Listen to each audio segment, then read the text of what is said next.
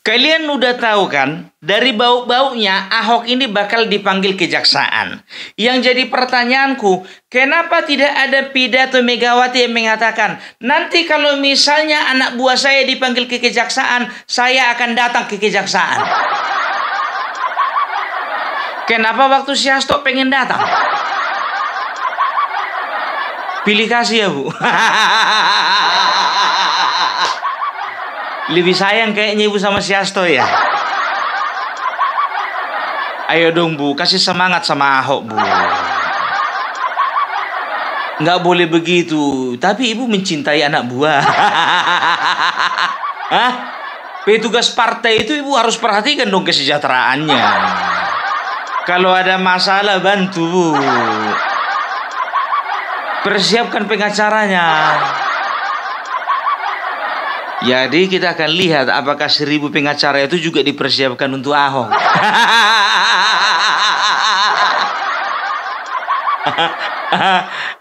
1000 itu yang nggak kelihatan. Tapi kemarin waktu si Hasto cuma 3-nya itu pengacaranya pun itu cuma perwakilan.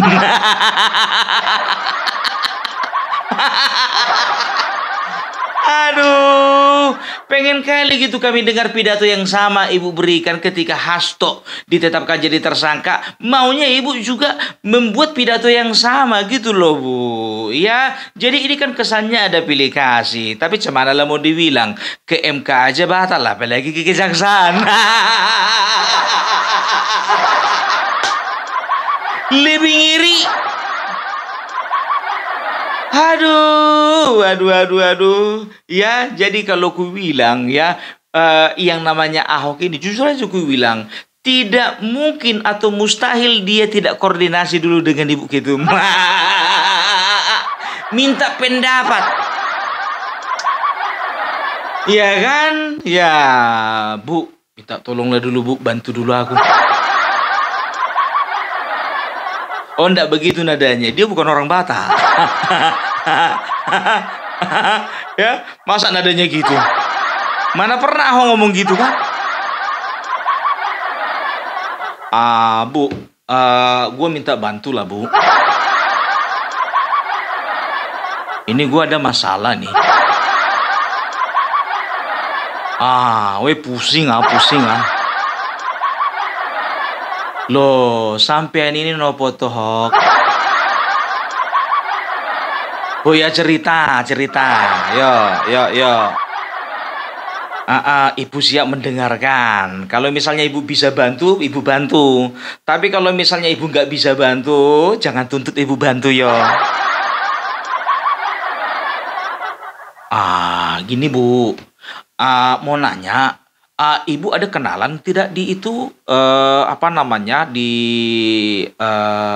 kejaksaan?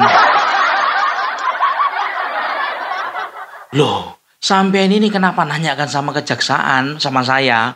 Iya, ada masalah di kejaksaan ini. Masalah apa? Haiya, masalah minyak. Kemarin waktu Owe jadi komisaris utama itu ada masalah, itu korupsi itu lame-lame tuh Bu. Loh, sekarang urusannya karo aku iki opo? Haiya, Owe minta tolong sama Ibu, mana tahu ada kenalan di kejaksaan. Kalau ngomongin masalah kenalan kejaksaan ini angel. Wis ndak ada, wis mabur. Ndak ada, semuanya ndak ada. Loh, jadi ini gimana nasib saya ini Bu? Ya gini aja, ya kan? Sekarang sampean ini jadi komisaris utama. Yang gajian itu sopo? Yang Owe gajian. Yang nikmati bonus sopo? Owe nikmati bonus. Ya udah, tanggung jawab sendiri. Kok lapornya sama saya? Iya, jadi Ibu nggak bisa bantu ini. Saya bukannya ndak mau bantu. Yang mau dimintai tolong ndak ada. Lah wong sekjen sendiri saya ndak bisa bantu apalagi sampean. Masuk akal dikit dong Mas Ahok.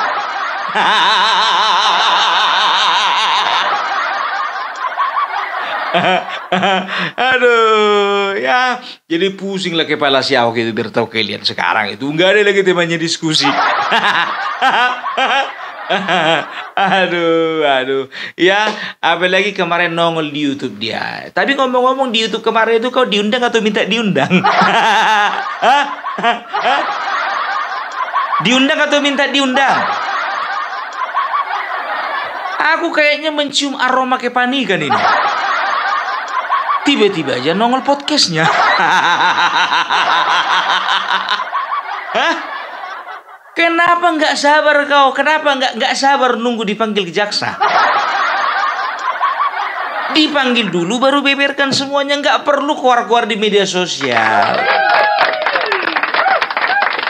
Udah kayak si Hasto kau.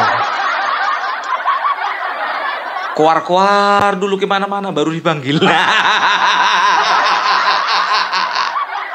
Mau kau framing bagaimanapun juga, ya kau tetap punya tanggung jawab di dalam masalah korupsi Pertamina. Bayangkan hoax sampai sekarang aku was-was beli minyak. Was-was. Jadi biar tahu kau kalau aku di mobil, ya begini dulu aku biar tahu kau. Pertamax, Pertalit, Pertamax, Pertalit, Pertamax.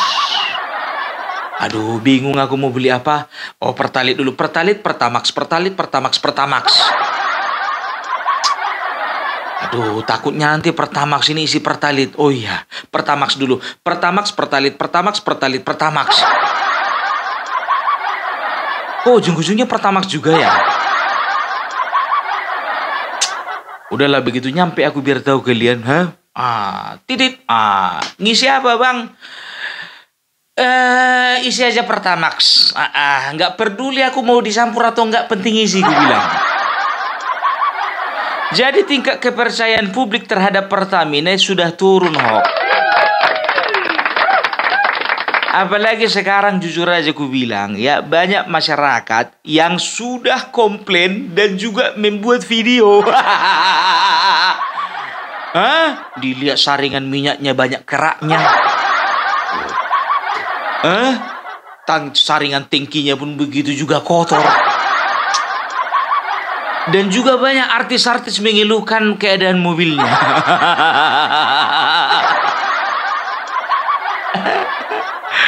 Kalau artis aku nggak peduli aku, ya jujur aja aku bilang, ya kan, mobilku kan mobil kecil, mobil murah, ya kan. Jadi selama ini ku isi Pertamax, ya kan. Kalaupun contohnya ada masalah nggak apa-apa, ya kan. Belum sempat aku beli mobil mewah.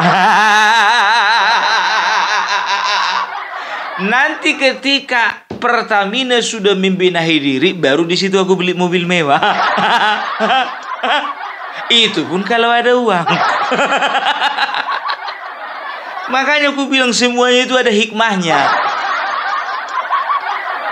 Tahu nggak kalian, jujur aja aku bilang, ya kan, kalau untuk SPBU, ya, ini kan SPBU belinya dari, kalau di tempat kami namanya depot, ya kan, SPBU ini belinya dari depot, kan begitu ya. Dan depot ini sudah pasti, ya kan, pasti beli dari perusahaan yang bersangkutan, kan begitu. Sekarang begini, kalau misalnya depot tersebut sudah terlanjur membeli Pertalit dengan harga Pertamax, ya, sudah dicampur, sudah dioplos, apakah mau dia menjual dengan harga Pertalit? Logika bisnis. Pasti nggak mau. Otomatis ya, kalau SPBU minta Pertamax, yang dikirim Pertamax dengan kualitas Pertalit. Harganya harga Pertamax. Kalau nggak begitu rugi. SPBU begitu juga. Mau nggak mau mereka itu menjual Pertamax kualitas Pertalit. Karena itu yang dibeli, itu yang dikirim. Siapa korbannya? Masyarakat. Motor lu, motor lu, motor lu, motor lu.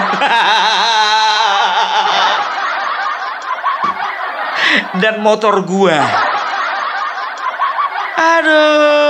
Aduh, ya. Ini biar tahu kalian jujur saja ku bilang ya. Kalau bicara tentang kepercayaan masyarakat butuh waktu lama untuk mengembalikannya. Itu dia. Ya, jadi kalau ku dengar-dengar ya, ini katanya si Ahok ini kemarin itu merepek dia biar tahu kalian sepanjang podcast. Udah kayak mama mau lahiran. Dari awal sampai akhir nyerocos saja. Apa dibilangnya? Gua ini bukan direktur utama. Kalau gua direktur utama, gua bakalan pecat itu semuanya. Ternyata jejak digital itu kejam. Banyak yang memposting jejak digital waktu kau diwawancara Mata Najwa. Saya ditawari Joko Widodo untuk jadi direktur utama. Tapi saya nggak mau, bagi saya komisaris utama udah bagus lah.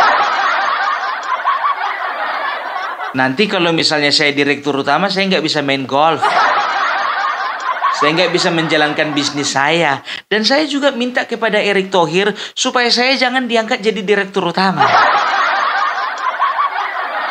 Tapi kenapa di podcast kemarin kau bilang kau itu nggak disodorin jadi direktur utama?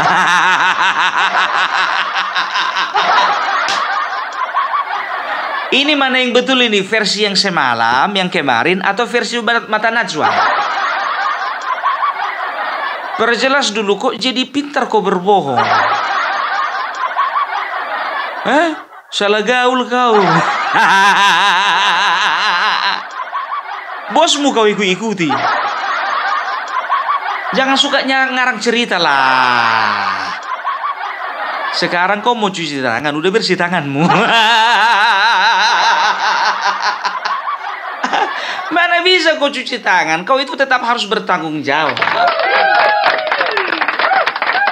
Seperti kuutarakan kemarin, ya, yang namanya komisaris utama, ya, itu bertanggung jawab terhadap jalannya perusahaan, kebijakan perusahaan, bertanggung jawab mengawasi pelaksanaan RJPP dan juga RKAP, ya. Setelah itu bertanggung jawab mengurus, ya, atau mengawasi dan mengevaluasi kinerja dari direksi. Kan begitu, ya. Ternyata sekarang, ya, kau hindari, mengelak kau dari semuanya itu. Itu dia, yang namanya komisaris utama, ya, dia itu harus memantau bukan hanya perusahaan, tapi subordinate perusahaan juga, subordinate company itu juga harus ada di bawah pantauanmu. Gitu dia, anak-anak perusahaanmu itu juga, ya, yang A, B, C, D, E, F, G semuanya itu harus kau pantau. Enak kali kau sekarang kau mau mengelak. Itu dia, ya. Jadi kalau ku bilang, ya udahlah, katakan sama kejaksaan, saya bertanggung jawab, tapi saya nggak mau dipenjara. Gitu aja. Kau bilang katanya kau punya data, kan begitu. Capek muncung kuiti ngomong, ya kan? Kalau kau punya data, kenapa kemarin nggak dibongkar? Kenapa tunggu meledak dulu? Kalau nggak meledak, ini datanya kau simpan, kan begitu. Itu kan data versimu. Akurasinya pun juga itu dipertanyakan, kan begitu. Kau bicara semuanya, kalau waktu kami rapat itu sudah ada rekamannya. Ku bilang sama kau, entah-entahnya juga kejaksaan sudah dapat rekaman itu. Ya karena namanya perusahaan kelas atas, perusahaan bonafit, apalagi BUMN, semua pertemuan harus direkam dan ada notulennya, walaupun kau nggak bikin. Ini kau ngaku-ngaku aku catat semua, nggak kau catat pun juga sudah direkam itu. Kau kira perusahaan Pertamina itu kaleng-kaleng? Enak aja. Ya. Ya, jadi sekarang kau persiapkan mentalmu. Ya, tenang kau. Kalau bersih kau, aku dukung kau. Ya, itu dia. Bongkar semuanya. Persiapkan bukti-buktinya. Tapi yang akurat. Kan begitu ya. Jangan bukti yang dibikin-bikin. Sama kayak bosmu kemarin itu. Ya, jangan sekarang ini ada rencana mau bikin video kayak si Asto kemarin. Hah? Ada. Seolah-olah itu video lama. Jangan bikin kayak gitu ya, udah kayak baca.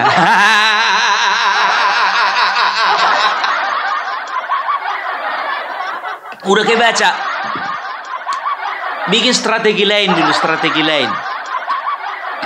Itu dia. Ya kalau aku jujur aja aku bilang kalau nengok Ahok ini 50-50 lah.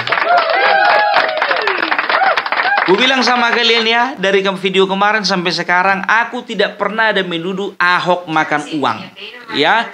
Aku tidak pernah menuduh yang namanya Ahok ya itu menyelewengkan kewenangannya, nggak pernah ya. Tapi gimana pun juga dia harus bertanggung jawab. Untuk Ahoker aku minta maaf ya. Aku tidak mau menuduh atau memfitnah Ahok, tidak. Tapi yang kita tuntut adalah tanggung jawabnya sebagai komisaris utama. Makanya biasakan tonton video dari awal sampai akhir. Ini enggak nonton video di awal-awal. Baru baca judul komentar.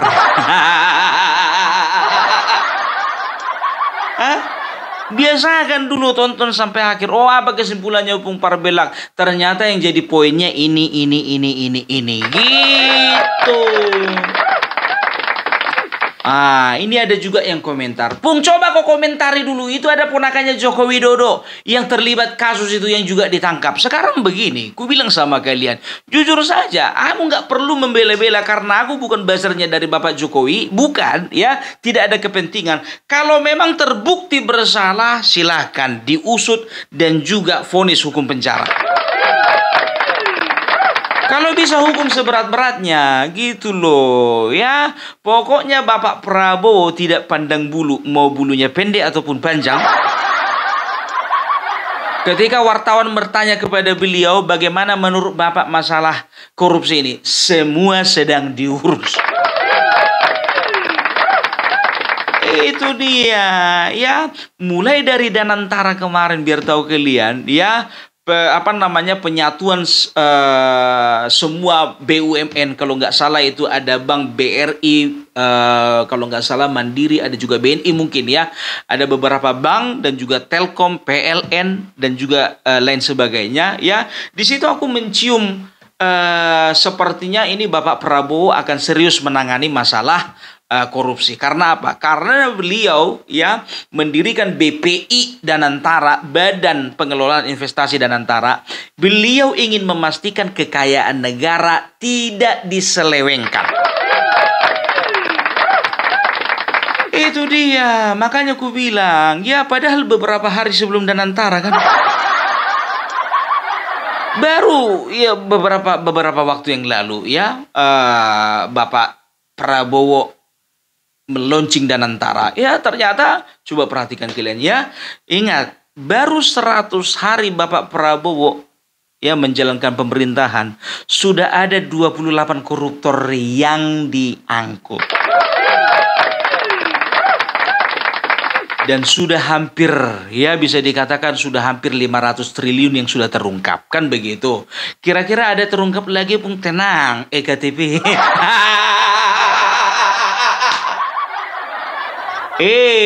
Tenang kalian di boncengan. Ada yang begini-begini. Nanti sebelah sana bilang lagi, kenapa dari partai kami aja yang selalu diburu? Ada rencana penguasa untuk menghabisi partai kami. Nanti begitu lagi, padahal udah terbukti. Ada juga yang mengatakan, Pung, kurasa kasus Pertamina ini, Bung, ini adalah pesanan dari istana kepada kejaksaan. Memang betul.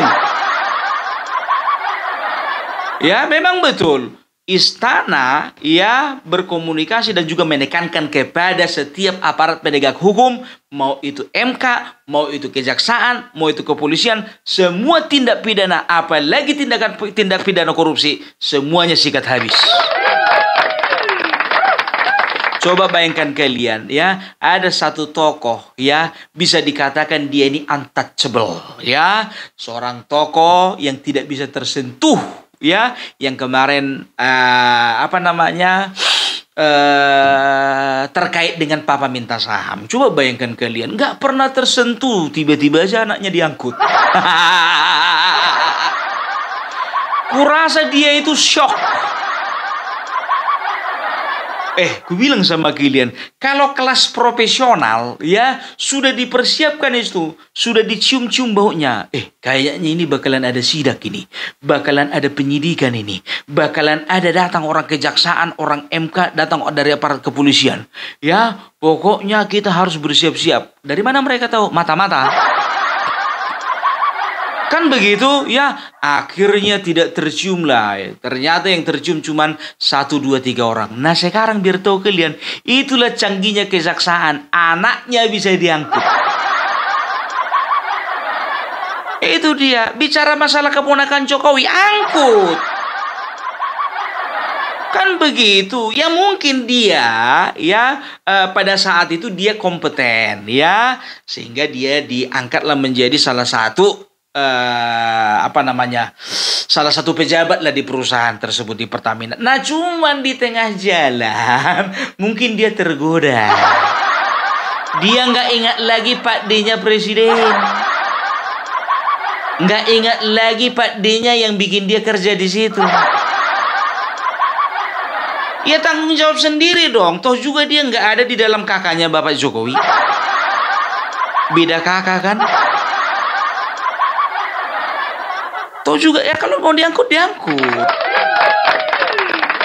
Nggak ada masalah. Tapi bukan itu yang menjadi dasar ya, bahwasanya Bapak Jokowi dengan praktis ya dan secara otomatis terlibat di dalam kasus Pertamina ini.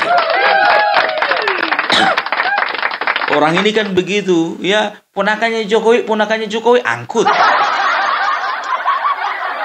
Apa repotnya rupanya? Iya kan? Ya itu aja. Jadi itu dulu dari Opung Parbelak ya. Salam Parbelak, salam NKRI, harga mati.